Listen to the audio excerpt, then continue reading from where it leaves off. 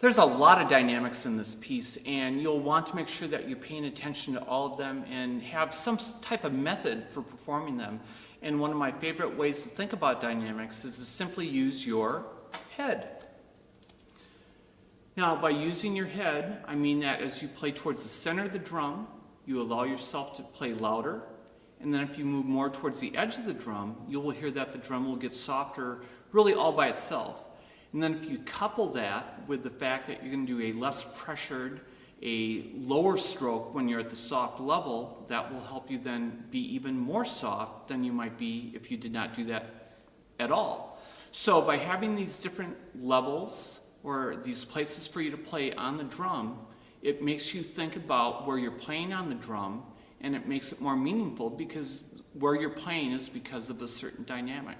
So by using this method, it will help you stay in tune with the dynamic scheme of the piece. Now there's a couple dynamic passages that I want to point out in particular. And if you look at measure 4 and measure 5, kind of a tricky one, and I think maybe put there intentionally to see if you would pay attention. But in measure 4, you notice that you end pianissimo, and then measure 5, you're piano. So if I'm the judge, I would be listening to hear if the student played the piano that one dynamic louder than you might have played the pianissimo the note before. So again, if you're using your head, it's looking something like this, starting with measure 4.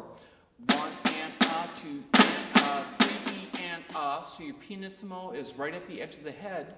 And then when you play the downbeat of measure 5, you would move the stroke in, the stick more towards the center a little bit to show then that piano level. So that would be my method for being able to portray those dynamics, in addition to using stroke height and different pressures of stroke as well.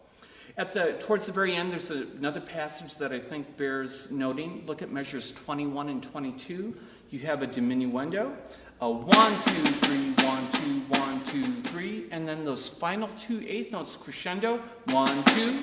So make sure you show that crescendo, and then that again will show your judge that you're really minding your P's and Q's.